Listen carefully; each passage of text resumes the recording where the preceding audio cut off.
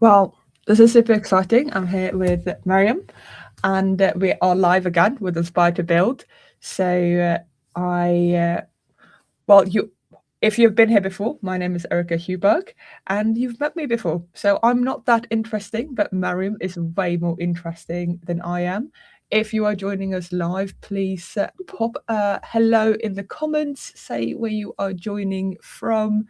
It would be lovely to hear where you are joining from. But Meryem, where are you joining from and who are you? Hello from London. I am Meryem Arik. I'm the co-founder and CEO of Doubleword. We are an inference company, specifically focused on like large-scale inference. You can kind of think of us a bit like Costco, but Costco for tokens. We sell tokens in very, very large bulks. Costco. Okay. By the way, Costco is pretty like established in the UK nowadays as well, Yeah, I I love guess. Costco. We love Costco. It was so funny when my husband's mother came to the US. We live in the US nowadays. By the way, if you do not know me, I used to live in the UK. I am from Sweden, but I live in the US nowadays. But my husband's mother came from the UK to the US, and she's quite a short woman. This is a way detour, but we had her push one of the Costco carts. It was very, very exciting. Uh, the, the, the proportions. Yeah, Costco's But great. yeah, very exciting. However, so you are like Costco for inference, and you you have been around for how long as a So company?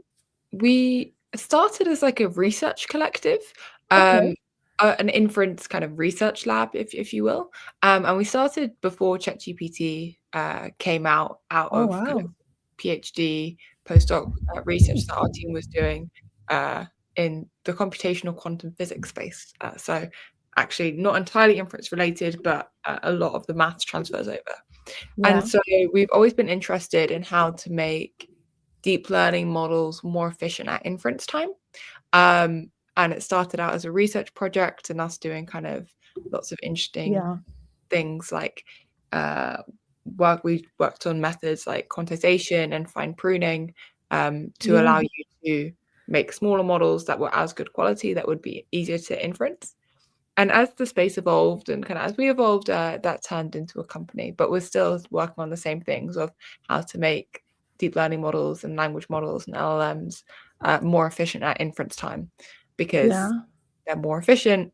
There's kind of a fun thing that the more efficient a thing is, uh, it's not like people then bank the savings. People do more of the thing, and Yeah. so the more efficient that we can make like these kinds of models, the more value that people can get out of them, and so that's really what we work on.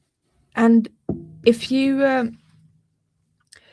if you come back, so you started as this inference, the research collective, and what really inspired the beginning of getting together and starting this company? What brought you all together? Um, so doing science with your friends is fun, and so we were a group of friends, and um, working on like interesting hard things together is like just a fun thing to do.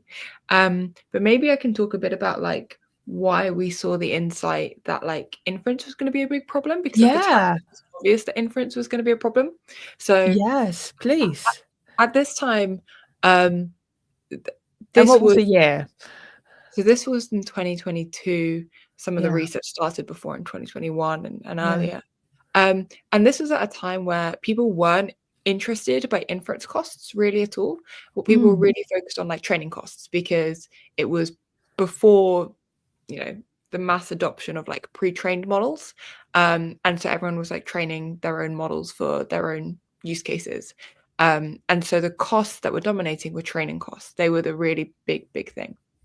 The insight that we had was after seeing models like GPT-2 and like early versions of GPT-3, which then became ChatGPT, Yeah. we saw that there was like a lot of potential with these pre-trained models. Mm. Um, and if it is the case that these pre-trained models were going to continue getting as good as they were getting, if the rate of progress was going to continue, we noticed that the thing that would matter would not be the training cost, because you train once, and you train once and it's expensive, and who cares if it's expensive? It happens once. The thing that would be expensive and difficult would be the inference costs and optimizing for inference, because once it's pre-trained, you're using the same model over and over and over and over again, and the more useful it is, the more you're using it. And so we kind of looked at the rate of progress in the space, and just made this bet that if the rate of progress continues to be good, the big bottleneck is not going to be training anymore. The big bottleneck is going to be actually inferencing and running these models. And so you realized that this cost was going to be important for people who were going to build AI-powered solutions. And you decided to start a company around it. And how are you actually solving it? Like, how did you solve inference cost? Because it seems like a equation that you can't really fix, or am I wrong? Well, so I think something that's important to understand about inference is it's actually a game of trade-offs. And so you can't have everything all at once. And it's a trade-off of three things mainly. You have this kind of triangle. You can trade off low latency, high quality, and low cost. And you can have like two of the three, right? So you can either have very, very fast, very high quality tokens, but then they're expensive. Or you can have very fast, very cheap tokens, but then those tokens are probably dumb, like they're not smart. Or you can have low cost, high quality tokens, but then they're going to be slow. And so it's always this game of trade-offs, and like some of the very early work we were doing was in trying to increase the number of options you can make with those trade-offs, improve that trade. So if I'm doing, for example, overnight processing, if I'm analyzing things overnight, I might not need fast tokens. Exactly. Yeah. And so you wouldn't need fast, and then you would say, I actually just care about the cheapness and the quality. And so what inference is about, and you make different optimizations depending on what you're trying to optimize for in your inference space. But the first thing that you need to understand is, like, out of this trilemma, out of this like triangle, what are the things that I want to optimize for? Do I want to optimize for cost? Do I want to optimize for latency? Do I want to optimize for quality? And you're going to have different trade-off choices depending on your use case. So as you say, if I have overnight batch processing, I don't care about latency. I just want to be able to process a lot of tokens for not very much, and they should be fast. If I'm doing a coding assistant, I need it to be super, super, super low latency, and I might not care about cost because the value is really, really high. So once you understand the trade-offs, then you can, the trade-off for your use case, you can then decide what you do. Yeah, I wanted to bring up some comments here on the screen, so they're visible.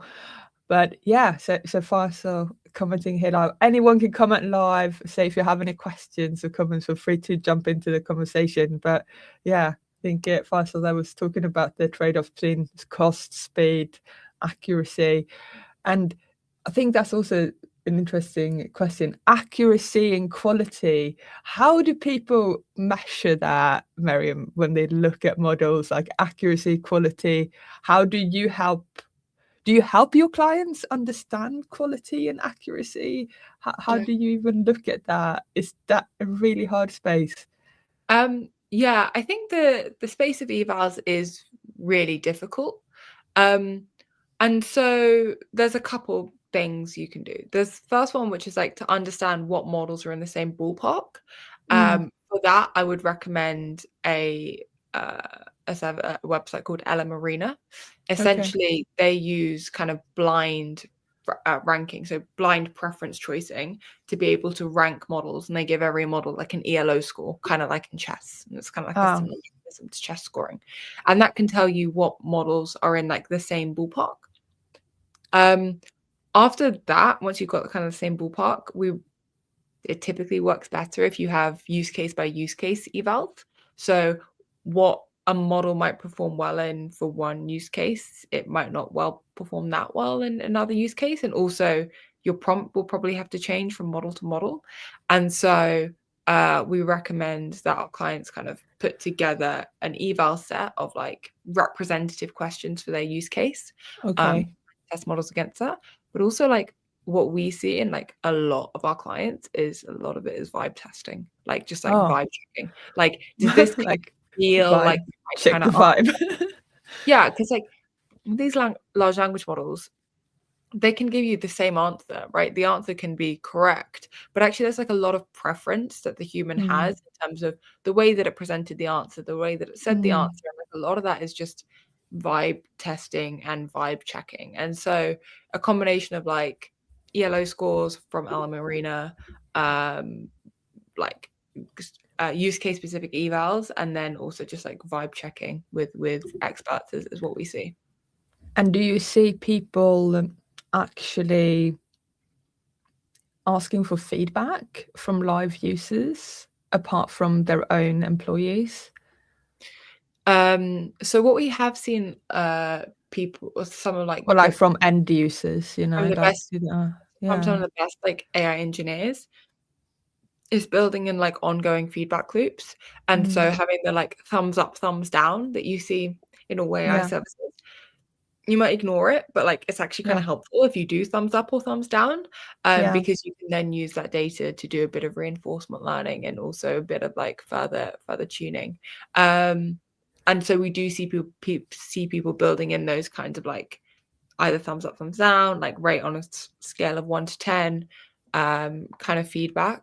We also see people building in more implicit ways of getting feedback for whether the answer is good. So, for yeah. example, um, one one way of measuring this is, let's say you are providing an AI service that helps people like draft emails. Ah, Do they, for example, accept the version you give them, or do they mm. edit what you give them? If they do edit, how many times do they edit? What do they edit? All of this is like really, really valuable feedback for you to know whether your application is performing well. So when you have, so your solution at Doubleword, do you only, this sounds bad, do you only provide hosting? You provide hosting solutions, right, for the inference. Do you provide other services around the hosting? Yeah, so What? our main Yeah, kind of our business is providing tokens. yeah. And we provide tokens for like all different use cases, all different models. And specifically we provide tokens and inference for use cases where people are happy to trade off latency and want to Mm, have a very, very low costs. So yeah, when I say the cost of inference, what I mean by that is people want to make the trade-off that we were talking about earlier yeah, of low cost, high quality tokens, which probably means they're inferencing in bulk as well. And yeah, so we provide tokens that have that kind of trade-off, and it means we can yeah, provide really, really, really low cost inference yeah. price. In terms of like services right around that, we see a lot of different use cases. And Mm, so although we don't have like, for example, we don't actually provide use cases on top, we see a lot of different use cases and have like kind of best practices of what we yeah, see from all of our clients, what we've seen from them yeah. has worked and what hasn't worked. And what what is the experience? I'm really curious actually. So what is the experience for someone who is building on top of Doubleword? Like what is that like? Like if you, so obviously if I go and use OpenAI or Anthropic or whatever, like I know what it's very much like to go and build on top of those. But what is it like if I build on top of Doubleword? What is that So, like? so we, in the ways, in some places, it should be identical to building on top of OpenAI and Anthropic, and in some ways, it should feel very different. Mm, And so, what I mean by that is, um, inference providers should be easy to switch in and out. So, for okay. example, it should be easy for you to switch from OpenAI to Doubleword to Anthropic to all of these other Mm, providers. And so the DevX that we build around that should make it really, really easy for you to switch. Now, as like a founder, that obviously, is challenging for me, because then I need to make sure that I'm always offering really competitive prices. I need to make sure I'm always providing a really good experience. Yeah. In terms of like APIs, we're compatible with OpenAI API, so it's very easy to switch to and from. Yeah. And so in that way, it's very, very similar. But there are places where we've built it to be much better. So all of the other inference providers treat large scale batched inference as an afterthought. It's kind of Okay. like they're built for real time, they're built for chat applications. And so the batched inference is like an afterthought. And what that means is like there's a pretty poor DevX around batched inference. And also the prices are way higher than they should be. And so we've really thought from the ground up of like, what should the DevX for batched inference be? And what that means is we have things like not just a 24-hour SLA, but we have like a 1-hour SLA for batch inference. And so you can start doing offline agents and like chained calls, which is really cool. Or we start returning all of the requests as soon as they're done processing, not just like at the end of the batch. And so people can start, can keep building. And so Oh. it's just to summarize, like we're very similar in that it should look a lot like other inference providers, because it should be easy for you to switch. But we also want to give you an experience and a DevX like built and designed for the workload that we're serving. Okay, so we have a few questions that come in. I can put them up. Let's take them in order. I'll put them up on the screen. So how do you handle that complexity of supporting different inference engines and optimization techniques, assuming you run into this often? I assuming that it's diversity around deployment targets across your customers. Yeah. It's a great question. So the inference space can be quite intimidating for people that like haven't been in it for a while. There's like a lot of different inference engines. If you look at like VLLM, which is the most popular inference engine, it's got like 1,000 different flags, and you never really know what you should be turning on or turning off depending on your workload. So there's like all of this changes depending on the model you're working on and depending on the hardware you're working on. So the combinations are really kind of intimidating. One reason why we are the right people to build the company that we're building is we came from an inference optimization background. And so we came from like a really, really deep understanding of inference and how inference works. In fact, we built an inference engine from the ground up before like VLLM existed. And so because we come from that really deep inference optimization background, the complexity and of understanding inference is like not the challenge for us, because that's where our backgrounds are. But that is where we're able to like offer value to our clients, because for example, we understand what trade-offs you need to make if you want to produce really, really cheap tokens, but our clients don't need to worry about that. They just buy the cheap tokens. And so that's kind of where we add the value. But yes, it's like not trivial in understanding like the different complexities and trade-offs. And I guess that's like we spend a lot of our time, for example, profiling and benchmarking different inference engines, different hardware for different use cases. Only yesterday, our CTO released a VLLM profiler simulator, which you can check Cool. out. And so that's like available on GitHub, which you can play with like different knobs and stuff. Is that, by the way, Meryem, is that available at all via the GitHub link that you shared with me earlier, or is that not on that GitHub link that you shared with me earlier? I can share it this second, actually. So it's inference here you go. I've just posted it in the comments. So inferencelab.doubleword.ai. Put it up here so people can check it out. Yeah, you can play around with it. It's something that our CTO built over the last week or so. And so like this is some of the work that we do, like constantly trying to figure out what the right trade-offs are to make for the right use cases. Oh, that's super interesting. So if people want to check that out, you can check that link out and start that there. Hopefully for those, depending on which platform you're tuning in on, you can see that link. Otherwise, obviously I'm sharing it on the screen there. And we have another question, which is a very long question. So I'll hide it in a second because we cannot see Meryem's face. So when you're building a product and start meeting your initial customers and getting feedback, let's say 80% of the feedback validates your concept and the rest of the 20% motivates you to add a new feature that looks very important to every customer. How do you define the boundary between which feedback to incorporate from the customer and which to keep for the future? Yeah, this is a hard question, and I don't think there's like a perfect answer. Um, so I think it's very important. So when I think about prioritizing feedback, a way that I think about it is you want to have kind of a long-term vision and mission of like where you're trying to take the company. And so feedback that takes you completely off that path is typically not feedback that I would incorporate unless it makes me no longer believe in this long-term vision.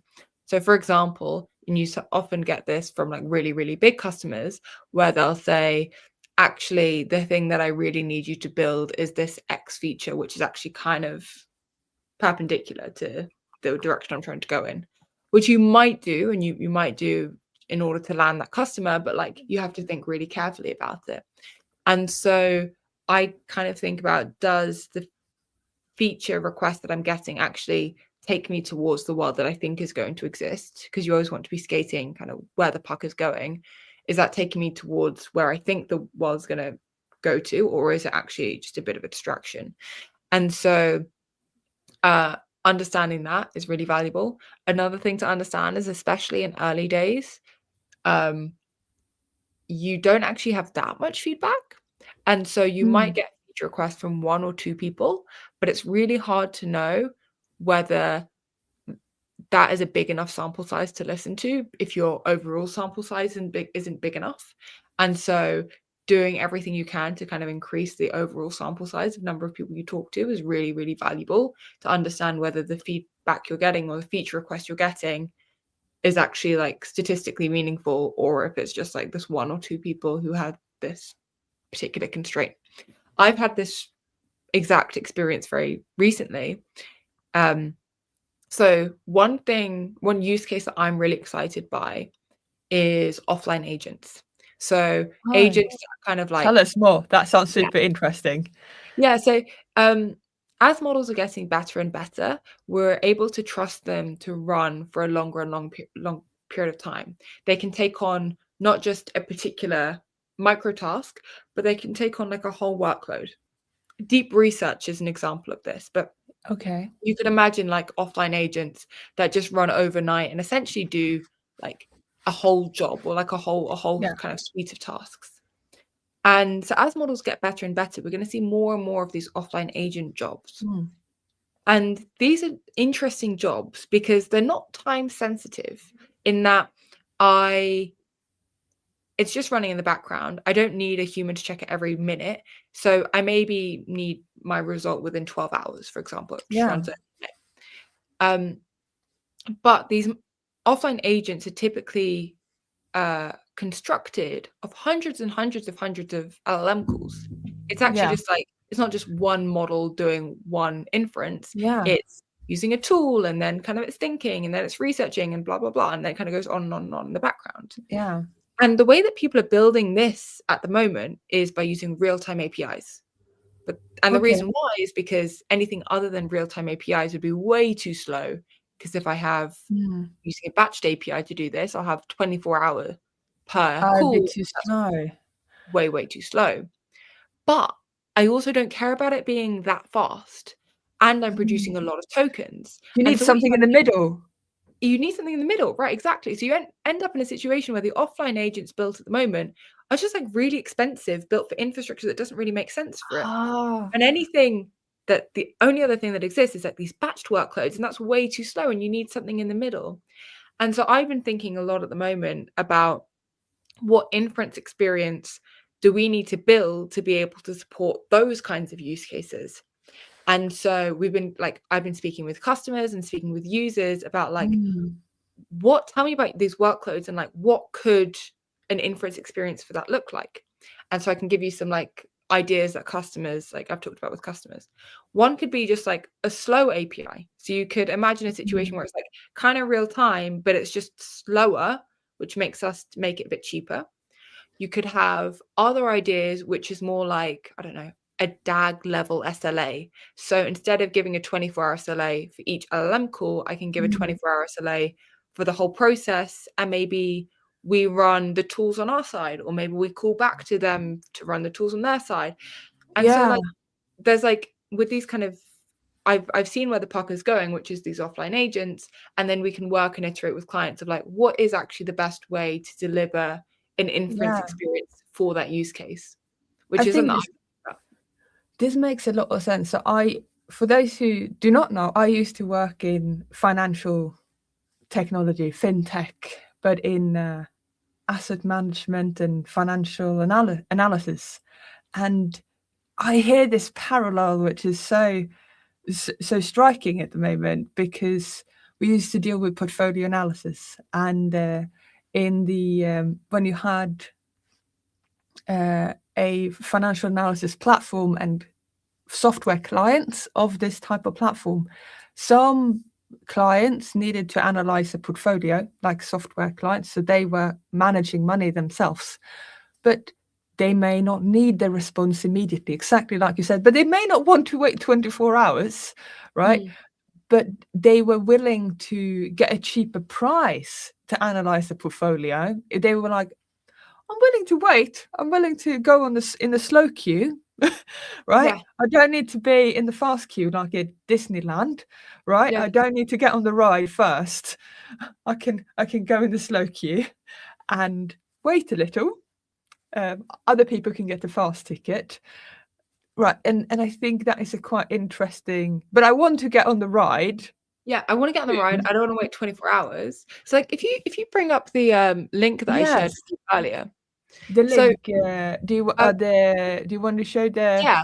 So like the way that we've solved this right now is a little bit clunky, and it's not the perfect way to solve it. So most batch inference providers just provide a 24-hour delivery, or 24-hour SLA. So I wait 24 hours and I'll get my response somewhere within 24 hours. But let's say I have a data processing pipeline that has 7 steps. I'm not going to wait 7 days to get my response if I'm using this 24-hour thing. So what we've built in the meantime is a 1-hour delivery SLA option. So this is an option where it's a little bit more expensive than the 24-hour SLA, but it's still much, much, much cheaper than the real-time SLA. And it means that you get your response in an hour. And if you have 7 steps in your data processing pipeline, it's only going to take 7 hours, which is acceptable. Yeah. And so this is an instance where we're taking people from real-time pricing. So this is a similar quality model from OpenAI. This is the price. So pretty expensive. Taking them from real-time when they couldn't get access to batched APIs because it was too slow, and we've given them an intermediate option. Now, that's so cool. It's really now long term. I think there's actually smarter ways to be able to provide the offline agents inference experience, but this is a intermediate step. Like works really, really well for a lot of our customers. Waiting 1 hour per step is totally acceptable, whereas waiting 24 hours isn't. And I can then save you like 80% of the price, which is really valuable. I think it's really interesting. I think it's really taking a step in the right direction. And I think this is sort of also coming back to the question that was asked earlier around how do you prioritize features? How do you come to features that are taking you in the right direction, right? Yeah. And sort of navigating that ship towards the destination. And one thing I should add to like his question earlier is also prioritizing based on how easy or difficult it is for you to execute. So it's actually relatively easy for me to add in a 1-hour SLA if I hear that this offline agents is an issue. And so adding that in as a feature and understanding if this is really a problem because it's easy for me to do, while I think of like what the harder, longer term solutions to do is also a really valuable way to think about it. Yeah. If anyone has any more questions for Meryem about this sort of medium, like, well, I don't know what to call it. It's not really. It's kind of What like do you a want to call slow. it? Medium batched up, medium. Yeah, I need to come up with a good name for it. Like, it's not like a slow API. It's kind of somewhere in between. But I think where our space is going, so in the batched or the slow inference space that I'm in, Yeah. most of our use cases at the moment are like data processing, data document processing use cases. Within the next 12 months, I think the majority of tokens will actually be offline agent tokens. And so I need to build for that reality. And so this is like a step in that direction, but there's a lot more and interesting things we can do with the DevX around offline agents. Thank you so much for also sharing this like UI perspective, because I think it really also helps put a visual to what it looks like. Yeah, if you want to check out the website as well. That's really helpful. Thank you. Just showing the link there on the stream as well, so people can check it out. Also, if you want to connect with Meryem, just going to shout that out here. Like, if you want to connect with Meryem, she is very friendly. I just want to let you know. Here's her LinkedIn, a QR for her LinkedIn as well, so you can always bother her online. I'm sure she likes talking about Doubleword because she's already chatting to me about it. And she's probably happy to chat to you about it as well. So don't worry. I tell her that you're allowed to talk to her about it. Yeah, I am. I try to be very friendly anyway. Yes, you are very friendly. So absolutely. I hope no one will feel like it's scary to talk to you. And I was gonna go back to show comments on the stage. So if I'm clearly clicking all the buttons there to show all the things, but yeah, if people have questions about these APIs, feel free to drop them in the comments. And what I just want to come back to, like, what really triggered you to believe that this was, like, what made you believe that this was going to be so first you saw we talked about you believing and seeing this opportunity of batch and offline sort of processing of inference. And we talked about how now you spotted the opportunity of sort of faster offline agents. Faster, slow. Faster, slow. And we talked about these offline agents. By the way, I kept thinking in my head when you talked about that, about travel planning agents, because I've been doing so much little travel planning myself lately, and it's so time consuming to find all of the little gems in different places where you go in. And I do my best, right, leveraging AI to help myself search the internet for things. I did find a cute little restaurant for New Year's Eve, by the way, with help of AI. Hopefully it's good. I booked a table. But I think that there are so many things that doesn't have to be real time, by the way. I could go to sleep even and let agents do travel planning for me, right? And maybe jobs like travel agents, people who are travel planners, they could have multiple clients like me, and they could kick off jobs overnight and come back with drafted plans for multiple clients to help them, right? So there could be solutions to support people like that, and many, many other jobs, right? Not just travel planners. That just is my current life, planning my own travels. So that was top of mind for me. Yeah, I mean, the only time that low latency really, really matters is if you're actually supporting a person in doing a task that the person is doing, and you're actually supporting that person. As these models get better and better and better, we can actually just like offload entire processes to them. So the reason why coding assistants need to be super low latency at the moment is because they're not good enough to run off and like just write code. They need humans to say yes, yes, yes, yes, yes, or no, no, no. They need supervision. But if they got 10 times better, they would need to come back to the person every hour and say, hey, look at look at what I wrote. Is this what you had in mind? And then you can give them feedback the way you'd give a normal colleague feedback. That's a really good insight, actually. The better the models get, the more they can operate independently. Well, And that is why we can actually do it slower, which in theory then could lower the costs of inference. Exactly. So let's say my coding assistant makes a mistake 1 out of 10 times. So it has a 90% like correctness rate. That is way too inaccurate for me to trust it to go off for a day, because those mistakes will compound on each other.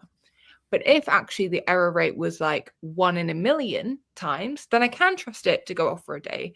And I don't have to worry about those compounding errors in the same way. And the reason why, or part of the reason why inference is so expensive at the moment, part of the reason why tokens are so expensive at the moment is because inference providers, including OpenAI, Anthropic, all of these players, have built all of their systems to be real-time first, because their primary service is ChatGPT, and most of their clients are building like chatbots on top of their services. So they're built really for very, very low latency inference, which means you need to build in a bunch of redundancy. You're building at a much lower batch size. You're doing all of the optimizations that we would do if I'm trying to get low latency. And I'm just doing the opposite. I'm just doing all of the optimizations I can do to get low cost inference. And you can do retries if it fails, because it's bad. You're offline. So if something does fail, you can rerun it, because you don't need, you're not real time. Well, there's also an interesting thing about reliability in batch that we take very seriously. Okay. We have this. So if you ever use like batch providers like OpenAI or something, they fail pretty frequently. And if they don't meet their 24-hour SLA, then the whole job just kind of dies. And the reason why is like they just don't treat it like a first-class citizen. And they treat it in the, if your real-time API fails, it's kind of fine because it's such a short period of time, you just run it again. But they treat batched kind of in this way where it very frequently fails. We take the view that the longer we hold on to your request, the more responsibility that we have to get it back to you properly. Like if we have your request for 24 hours, it cannot fail. And if it goes above the 24-hour SLA, we really, really fucked up. Because they've trusted you to make sure it works. And they've wasted a whole day of their lives otherwise, right? And so we think, in line with we should be offering cheaper prices, we should also be offering a much, much more reliable service because they're trusting us for that long period of time with their and so that's another thing that I don't quite think other inference providers take seriously when it comes to batched. We have another question, so we're going to have to read it and come back. But thanks, Meryem. Great response. Just to summarize, 3 things that should help. 1, vision, mission, and long-term plans. So that's a question. Maybe we start with that, and then 2, number of customers giving the same feedback. Is it statistically significant? And 3, operational efficiency and feasibility. Maybe we start with what's the vision and mission and long-term plans for Doubleword, and then we can come back to there's 3 questions in one there. So vision and mission and long-term plans. I think Mohammed has like perfectly summarized my early response about like when should you take customer feedback on board. So for us, the long-term plan is we want to be the inference provider for when people are producing a lot of tokens, and those tokens really, really matter. So the use cases that we're most excited by are things like offline agents. We think these are going to be really, really impactful. And this is actually why people are pouring money into the AI space. And we want to be the inference tech that supports and underpins that. And so I guess like the second thing is like number of customers giving the same feedback. So what we hear from our customers is that typically they have 3 normally style of use cases and like within one organization. They will have some use cases that are super, super real time. So like a chatbot or a RAG app or something like that. That's like a proper real-time application. On the other end, they'll have a bunch of use cases that are properly batched, that they probably use the OpenAI batched inference endpoint for. So maybe things like data processing or synthetic data generation or evals. They're like batched workloads. And then they'll have something in the middle, which is kind of like it's async, but not batched. So maybe I have like a data processing pipeline that has like 10 different steps, and I can't have each step taking 24 hours, but this whole thing can take 3 hours, and that's fine. And so we are working with clients on those second kind of 2 use cases. For their properly batched workloads, what we offer them is just like cheaper prices than the OpenAI batched and more reliable service. And then for their kind of async workloads, what we're offering them is allowing to move to batched prices by having like a 1-hour SLA. And so we're working with clients on those kinds of use cases. And there's the pattern we see with our clients is they typically have 3 style of inference use cases, and we work with them on those either async or batched use cases. And then how you then apply that is operationally efficient and feasible. So you have then the features that you are building that actually make sense for them. Yeah, exactly. And so this, I guess, speaks back to the reason we're the right people to build this is because we're inference people. We've been inference people for a very long time. And so having a deep understanding of inference systems is helpful. So as we are coming into sort of the last few minutes of this live stream, I wanted to come into the end with asking you for the advice that you, Meryem, have for builders, for people who are building AI-powered solutions. I know that we have had so much different advice sort of injected throughout the entire conversation. But if you wanted to leave people with a couple of pieces of advice that you have for them going into, as we are wrapping up 2025, if you were looking into 2026, what would be advice that you would give people as they plan for 2026? I'm sure there are loads of people planning their 2026 right now and what they are building in their companies. Like, what would you advise them as they are planning their AI, plans in, like, they're probably building AI features, because I'm sure there are loads of people being asked to plan for that. What advice would you give them as AI builders? So this year, we really started to see use cases getting into production and getting to some kind of scale, and we should expect that to continue into 2026. All of the hard work you've been doing this year with building AI use cases, they're only going to ramp, they're only going to scale into 2026. You've probably been asked, or maybe have been asked, to support in figuring out inference budgets for next year, which is like actually kind of hard to do as your use cases scale.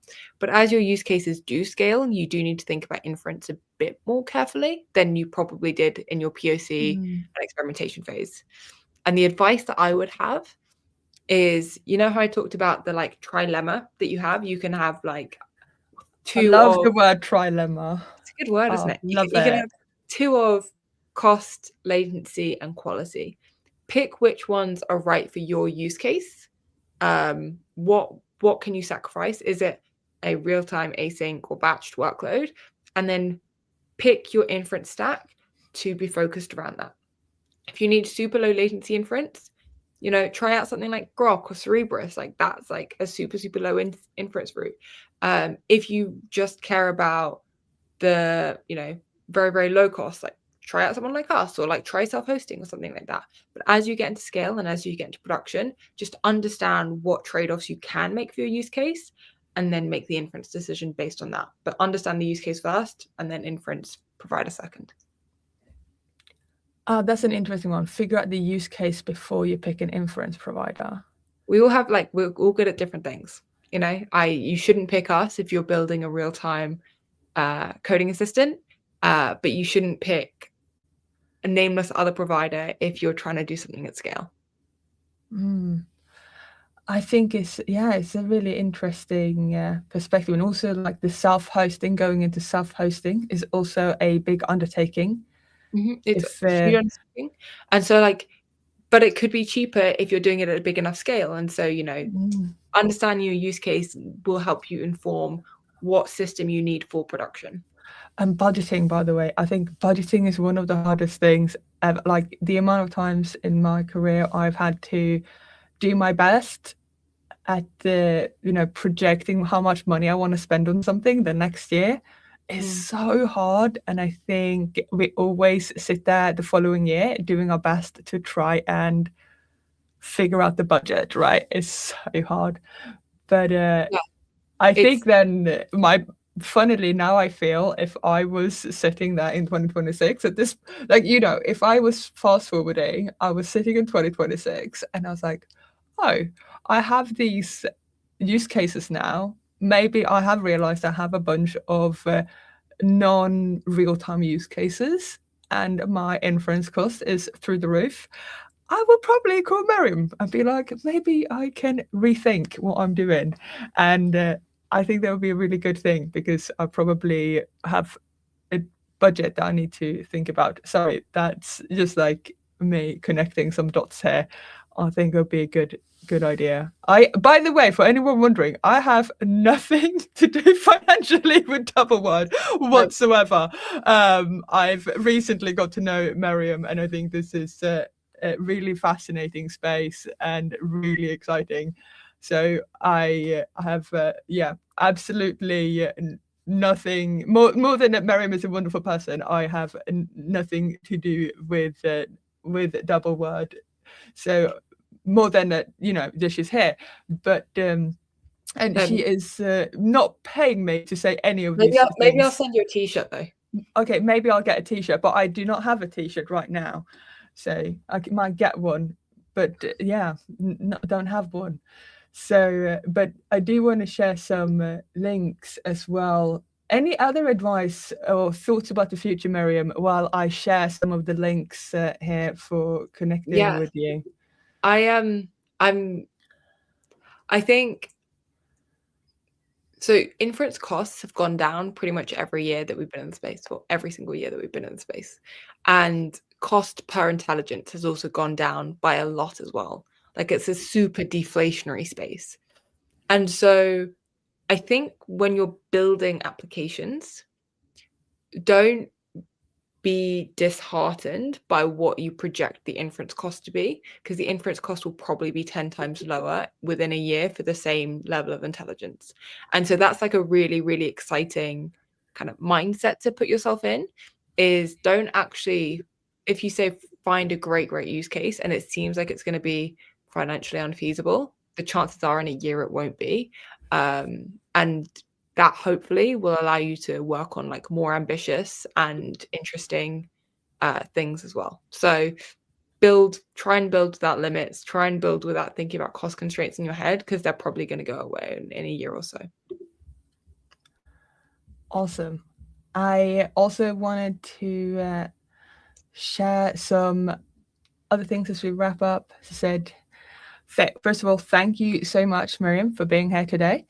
I really enjoyed the conversation, and thank you so much for engaging with the audience live and answering all of their questions. And thank you everyone who tuned in live and asked questions. It's really fun to have you here live. This is what I love doing, a live stream with people joining live and asking questions. That's the most fun thing about being live. I did show some QR codes there to Doubleword, the website. We've got Meryem's LinkedIn there on the QR code. But here you also get my LinkedIn on the QR code there up now.